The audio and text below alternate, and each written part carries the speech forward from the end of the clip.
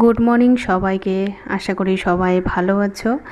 আজকে আমি চলে এসেছি আরেকটা ব্লগ নিয়ে। সকাল সকাল এই যে দেখো, আমি দুধের সর জমিয়েছিলাম, সেখান থেকে যে ঘি একটু বানালাম। এই যে দেখো ঘিয়ের কালারটা কি সুন্দর।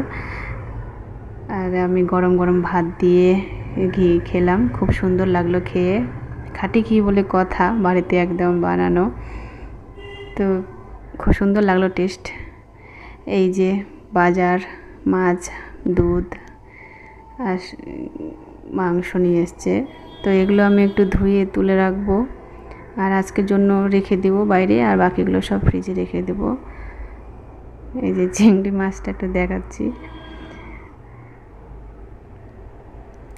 তো এগুলো ধুতে আমার একটু বেশি সময় লাগছিল, কারণ ভালো করে ছাড়াই দেয় না আঁশগুলো ছাড়াতে খুব সময় লাগে। তো আমি এবার মাছটা ধুয়ে নিয়ে এবার জলে একটু ভিনেগার গুলে নেব। ওই ভিনেগার জলের মধ্যে মাছটা একটু ডুবিয়ে রাখবো 5-10 মিনিটের মতো, তারপরে আবার ধুয়ে তুলে রেখে দেবো। তো মাছটা দিয়ে দিচ্ছি ভিনেগার জলের মধ্যে।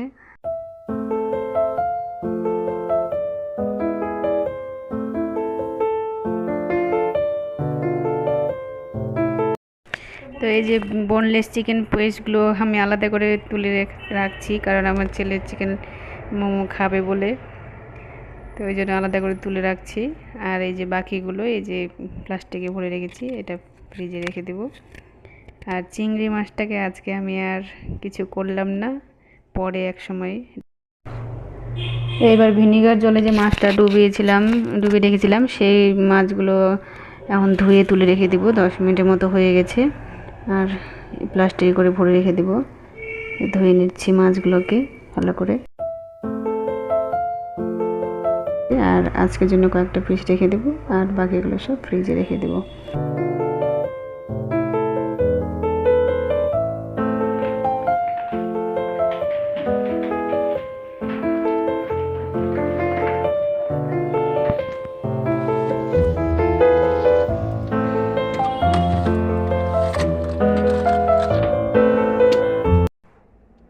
ডিমের পাতাটা নিয়ে বসে গেলাম, দেখি কোনো ফাটা ডিম আছে নাকি।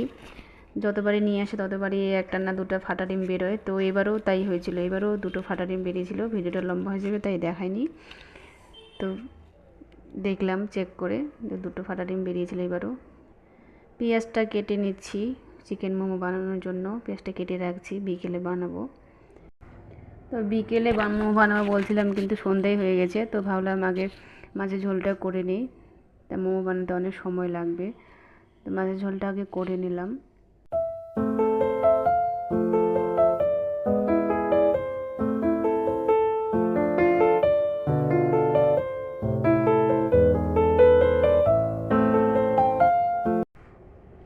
মাছের ঝোলটা হয়ে গেছে, এখন আমি জিরে গুঁড়ো দিয়ে নামিয়ে নেব।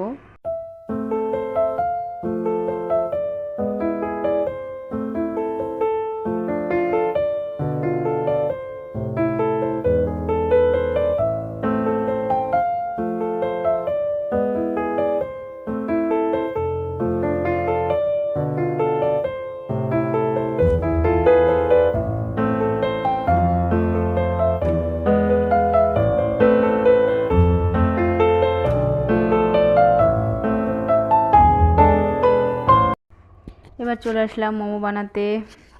মোমো বানানো হয়ে গেছে, প্রায় একবার হয়ে গেছে। এই যে দেখো ডিজাইনটা একটু অন্যরকম বানালাম এবার, আর এইভাবে খেতে সুবিধাও হয়, বানানো খুব তাড়াতাড়ি হয়ে যায়। এই ডিজাইনটা সুবিধা হয় বানাতে। তো একবার হয়ে গেছে, আর একবার দিব। আর গরম পড়েছে, রান্নাঘরে বেশিক্ষণ থাকতে ইচ্ছা করে না, মোমোটা বসিয়ে দিয়ে একদম রান্নাঘর থেকে বেরিয়ে যাই আমি ফ্যানের বাতাস খেতে। কোনো মতো মোমোটা বসিয়ে দিলাম আর চলে গেলাম ফ্যানের কাছে। এবার ঢেকে দেব। বানানো হয়ে গেল, এবার আমি ভাবলাম একটু খেয়ে দেখি কেমন হয়েছে। তো সত্যি খুব সুন্দর টেস্ট হয়েছিল, আমি নিজেই বলছি। তো ভিডিওটি আজকের মতো এখানেই শেষ করছি। গরম যা পড়েছে আর ভালো লাগছে না। তো সবাই ভালো থেকো, সুস্থ থেকো।